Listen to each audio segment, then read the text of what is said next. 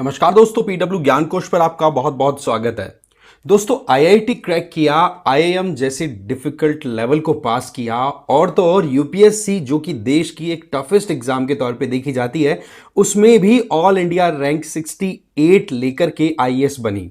लेकिन जब उन्होंने कन्फेस किया तो उनका यह कहना था कि मेरी जिंदगी का अगर कोई सबसे डिफिकल्ट एग्जाम रहा तो एक मां बनना। इनके दो बेटियां हैं, नाम है इनका आईएएस दिव्या मित्तल।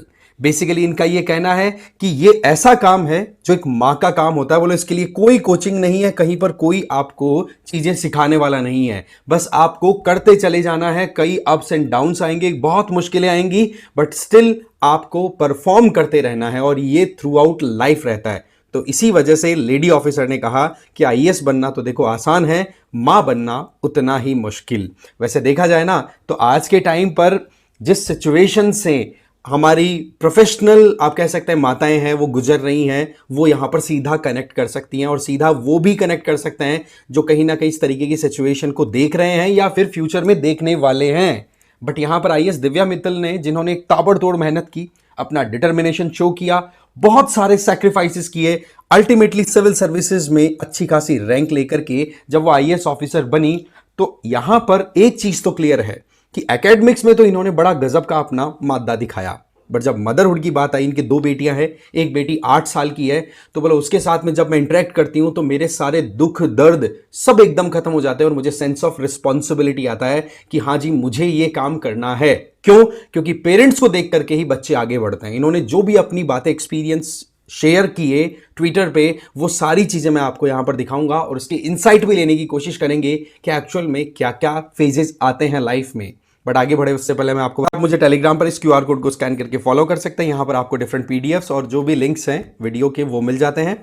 और पीडब्ल्यू एनालिस्ट की तरफ से यूपीएससी फाउंडेशन कोर्सेज रन कराए जा रहे हैं, जिनमें 2026 वालों के लिए संकल्प और टाइटन चल रहे हैं। मीडियम का आपको डिफरेंस ध्यान रख लेना है। 2025 वालों के लिए प्रहार और टाइटन चल रहे हैं। इन सब में अगर आप कोई भी कोर्स आप लेते हैं तो आपको लाइव एंड रिकॉर्डेड क्लासेस मिलेंगी, जिसमें जीएस का कंटेंट भी होगा और सी सैट का भी होगा। इसके अलावा प्रीलिम्स और मेंस के हिसाब से आपकी प्रैक्टिस और आपको साथ ही साथ ई बुक्स भी दे दी जाएंगी, जिससे कि आप सेल्फ स्टडी कर सके। एडमिशन बिल्कुल ओपन है, डिटेल्स है डिस्क्रिप्शन बॉक्स में दी हुई है। रेट मात्र 8,000 है। तो बात कुछ ऐसी है कि जब 8 तारीख का जो समय था, 8 तारीख आपको पता है वुमेन्स डे गया, तब इन्होंने कहा, तब इनका एक पोस्ट आता है अपने फॉलोअर्स को एक तरीके से अटेंशन पे करते हुए, I am an IAS officer, I have studied from IIT IIM, I have struggled to achieve all this but nothing could prepare me for the challenge of rising my 2 little daughters.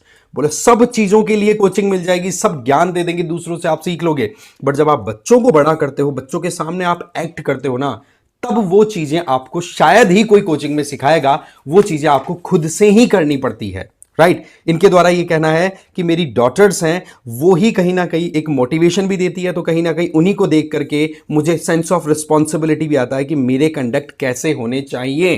क्योंकि at the end of the day हमें पता है कि हमारे बच्चे actual में हमें देख करके ही सीखते हैं। हम चाहें, हम बोले, कुछ भी करें, उससे कोई फर्क नहीं पड़ता। फर्क पड़ता है आप क्या कर रहे हो, वही चीजें उनके ऊपर असर डालती हैं। तो इन्होंने एक अपनी एक जो इमोशनल स्टोरी है वो एक्चुअल में यहां पर शो की है। इनके द्वारा ये कहा गया कि मेरी जॉब ने मुझे बहुत कुछ सिखाया है कि वाकई में स्ट्रेंथ जो होती है ना, वो ज्यादा आवाज नहीं करती, बट आपको तब जब कभी भी चैलेंजेस आते हैं ना, तो उसी टाइम पर आपको अपनी स्ट्रेंथ का पता पड़ता है। और यही चीज यहां पर है। बोले जब मैं मां के तौर पे घर जाकर के काम करती हूं तो कई बार मुझे खुद को गिल्ट आता है कि वाकई में मैं एक अच्छी मां बन भी पा रही हूं कि नहीं। ये हर किसी के दिमाग में आता है। कैसे?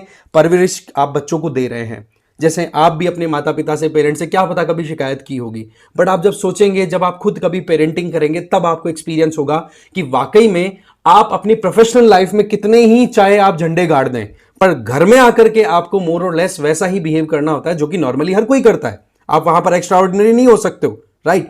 तो जब ये घर आती हैं तो इनका ये कहना होता है कि मैं कई बार गिल्ट महसूस करती हूं कि क्या वाकई में मैं एनफ काम कर रही हूं, क्या मैं एडिक्वेट जो भी एफर्ट्स मेरी तरफ से लगने चाहिए वो लगा पा रही हूं कि नहीं।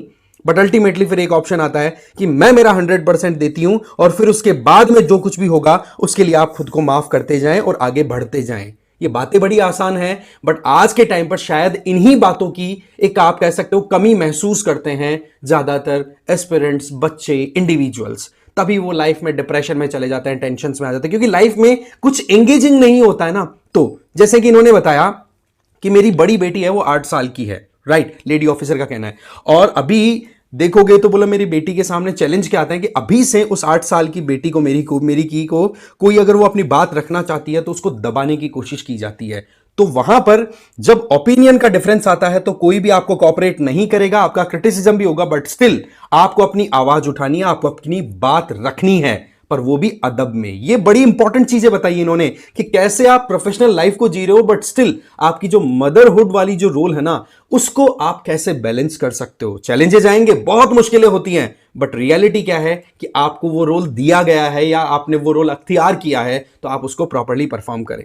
तो मित्तल मैम का ये मानना है कि एज ए पेरेंट मेरी ड्यूटी ये है कि मैं मेरी बेटी को कॉन्फिडेंस दूं, बिलीफ उसको दिलाऊं कि भाई आपकी आवाज बहुत इंपॉर्टेंट है, चाहे कितना ही क्रिटिसिज्म हो, लोग आपकी आवाज को ना सुने या फिर इग्नोर करें या दबाने की कोशिश करें, पर आप अपनी बात को रखें। बट अगेन आपको यह ध्यान रखने की जरूरत है कि जब कभी भी आप अपनी बात रखो तो सर्कमस्टांसेस पर्सपेक्टिव को ध्यान रखते हुए रखें। ऐसा नहीं कि आप बिल्कुल एक्सट्रीम चले गए। दैट मीन्स आप अपनी लाइफ में प्रोफेशनली भी एंगेज्ड हैं और अपनी जो हाउस होल्ड लाइफ है उसमें भी आप एंगेज्ड है, तो वहां पर बड़ी प्रॉब्लम्स आएंगी, बट आपको सोच समझ करके अपनी बात बड़े तरीके से अदब में रखनी है और काम करना है। बोले कई बार तो ऐसा होता है जब मैं थक हार करके जॉब से आती हूं एक तरफ और घर पहुंचते इतना एग्जॉशन हो जाता है कि रोना आता है, पर तभी मेरी बड़ी वाली बेटी आके मुझे हक करती है, यू आर माई हीरो, यूं कह के। इतने में बोले मेरे अंदर से एकदम से एक क्लिक आता है कि हाँ भाई मुझे अभी बहुत कुछ करना है, क्योंकि अगर मैं यहीं रुक गई तो मेरी बेटी मेरे से क्या सीखेगी? क्या मैं इसको ऐसे ही डर के या फिर थक हार के रुकने के लिए सिखाऊंगी? नहीं। आपने कभी देखा होगा पुराने हमारे सीरियल्स हैं या फिर हमारी जो भी भगवानों से स्पिरिचुअलिटी से रिलेटेड जो भी आपने कई फिक्शंस देखे होंगे, कई स्टोरीज देखी होंगी या फिर हमने वीडियोस देखे हैं, तो उनमें एक बात बड़ी इंटरेस्टिंगली कही जाती है कि मैं मतलब आपका इंट्रोडक्शन हो रहा है, फॉर एग्जांपल आप एक कैरेक्टर हैं नए नए, आपका इंट्रोडक्शन हो रहा है कोई एग्जिस्टिंग बहुत ही क्लासी पर्सनालिटी के साथ में, तो क्लासी पर्सनालिटी आपको देख करके अगर प्रभावित हुआ है ना तो वो रुकेगा और आंख बंद करके प्रणाम करेगा और वो बोलेगा कि मैं नमन करता हूं उस जननी को जो तेरे जैसे बेटे या बेटी को जन्म देके गया है या दिया है। आप सोचो मां का कितना ज्यादा इंपॉर्टेंट दर्जा है हमारे सिस्टम के अंदर और हमेशा बना रहता है, राइट? आज के टाइम पर सिंगल पेरेंटिंग के चक्कर में बहुत से लोग अपनी लाइफ को डिजास्टरस बना लेते हैं, बट द पॉइंट इज कि कहीं ना कहीं मां का जो रोल है वो मां के अलावा कोई दूसरा प्ले नहीं कर सकता, क्योंकि एक्चुअल में अगर हम देखें तो इमोशनल अटैचमेंट कहीं ना कहीं फिजिकल कनेक्ट के थ्रू बनता है और उसके लिए कहीं ना कहीं मां के शरीर से ही एक बच्चा जब पैदा होता है तो वो कनेक्ट जो आता है, वो फील जो आता है, अपनापन जो आता है, वो मां के पास ही आता है। छोटे बच्चे जो होते हैं वो अपनी मां को सेंस करते हैं खुशबू से, है ना? उनको नहीं पता, वो नहीं जानते कि क्या नाम है, वो इतना नहीं जानते, बट वो खुशबू आती है ना तब वो समझ जाते हैं कि हाँ भाई मेरा जो कह सकते हैं ना कि मेरा जो भगवान है वो मेरे पास आ गया। एग्जैक्टली वही चीज इन्होंने अपने यहां पर रखी है कि जॉब की फ्रस्ट्रेशन कितना ही कुछ हो, बट आकर के जब मेरी बेटी मेरे को कह देती है कि भाई आप तो मेरे हीरो हो, तो क्या मैं उसको फेलियर या मुंह मोड़ना सिखाऊंगी? नहीं, रेजिलियंट बनो, ये चीज सिखाने की मेरी हैबिट और मैं चीज करती रहती हूं। कई लोग इसको मदरहुड का इमोशनल बर्डन भी बोलते हैं, बट अगेन यहां पर समझने वाली बात है ये एक बहुत बड़ी रिस्पॉन्सिबिलिटी। आज के टाइम पे बर्डन क्यों है ये मैं आपको एक लॉजिक बता सकता हूं, बाकी आप अपनी राय जरूर कमेंट बॉक्स में देना। कि आजकल सिंगल पेरेंटिंग का जो ट्रेंड चला है कि हाँ भाई शादी हो गई, बच्चे पैदा कर लिए, फिर सेपरेट हो गए, ये एक बहुत बड़ी प्रॉब्लम आ रही है जिसकी वजह से एक इंडिविजुअल को ही सब कुछ झेलना पड़ता है या सारी चीजें मैनेज करनी पड़ती है। तो बच्चों के सामने डिफरेंट सिनेरियोज जब फैमिली के क्रिएट नहीं होते तो वो रियल लाइफ में जब बाहर जाकर के एनकाउंटर करते हैं डिफरेंट सिचुएशंस को तो वो प्रेशर में आ जाते हैं एकदम से कि क्या हुआ। इसी वजह से आप देखा करो कि जब पुरानी फैमिलीज हुआ करती थी, जहां पर जॉइंट फैमिली हुआ करती थी, तो बड़ी फैमिलीज में कई चैलेंजेस आते थे। आप शेयरिंग पे भी विश्वास करते थे, कभी किसी का हक किसी ने मारा तो उसको पनिशमेंट मिल रहा है तो आपको समझ में आता है कि नहीं भाई हमें किसी का हक नहीं खाना, बट आजकल वो चीजें समझ में ही नहीं आती है ना? तो वो कहीं ना कहीं लर्निंग प्रोसेस घर से स्टार्ट होता है, राइट? इनके द्वारा ये कहा गया कि मेरी डॉटर्स हैं वो मेरा पिलर ऑफ सपोर्ट है मेरे लिए कहीं ना कहीं, और मैं उनके लिए पिलर ऑफ सपोर्ट हूं क्योंकि मैं जो चाहती हूं वो चीजें मुझे करनी है जिससे कि मेरी बच्चियां भी वो चीज सीखें।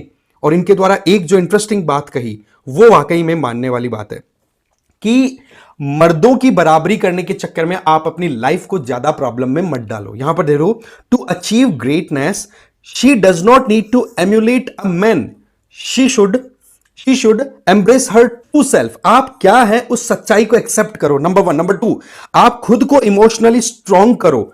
यह सिखाती हूं मैं मेरी बच्चियों को कि आप अपने अंदर कंपैशन रखें, काइंडनेस रखे, एम्पैथी रखे, जिससे कि बेटर वर्ल्ड क्रिएट हो सके। दैट मींस आप अपनी स्ट्रेंथ को आइडेंटिफाई करो, आप मस्कुलिनिटी के बराबरी के चक्कर में मत पड़ो। नो, आप अपनी बात रखने के लिए अपने आप को काबिल बनाओ और अपनी बात रखो। इसका मतलब ये ओवरऑल एक बैलेंस की बात कर रही हैं कि किसी चीज को आप हैंडल करना चाहो तो वहां पर आप केवल और केवल सामने वाला जिस तरीके से बराबरी की होड़ में लग जाता है वैसे लगो, तो उस मामले में फिर आप अपने आप को स्ट्रेंथन एनफ नहीं कर पाएंगे। तो वही चीज यहां पर इनके द्वारा बताई गई।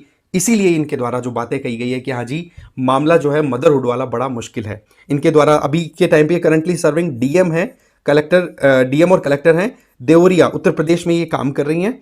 और वैसे देखा जाए तो एकेडमिकली और प्रोफेशनली बहुत ही शानदार इनकी परफॉर्मेंस आई है। आईआईटी दिल्ली से पास आउट है, आईआईएम बेंगलुरु से पास आउट है। इसके अलावा जेपी मॉर्गन मॉर्गन के अंडर में इन्होंने यूनाइटेड किंगडम में जाकर के काम किया था, आईएएस जब बनी उससे पहले। इसके अलावा यूपीएससी सीएससी एग्जाम की बात करें तो इन्होंने अपनी परफॉर्मेंस शानदार दी। तो शुरुआत में तो इनको आईपीएस अलोकेट किया गया था, बट अल्टीमेट इनका आईएएस बनने का था। तो ऐसे करके फाइनली अपनी 68th रैंक सिक्योर करते हुए आईएएस बनती हैं। तो एकेडमिकली भी इन्होंने बहुत शानदार अपनी परफॉर्मेंस दी है। बट ये जो मैसेज था ना, ये वाकई में एक बार अटेंशन पे करने वाला तो था। इसीलिए मैंने सोचा कि क्यों ना एक वीडियो बनाया जाए। अब आपकी क्या राय है इस मामले में, आप जरूर कमेंट बॉक्स में बताएं। क्योंकि इनके द्वारा बहुत सारी चीजें जो बताई गई है ना, उनमें एक बड़ी बात ये भी थी कि जब दो बच्चे होते हैं तो कई बार ये भी डाउट आता है कि यार किसी को ज्यादा प्यार तो नहीं मिल रहा है। फेयरनेस के ऊपर भी खुद को डाउट आने लग जाता है। वो गिल्ट वाला जो कमेंट था ना, वो तो कई चीजें आती है मदरहुड को लेकर के। आप भी बता सकते हैं अपने ओपिनियन को। इस वीडियो में इतना ही। Thank you very much.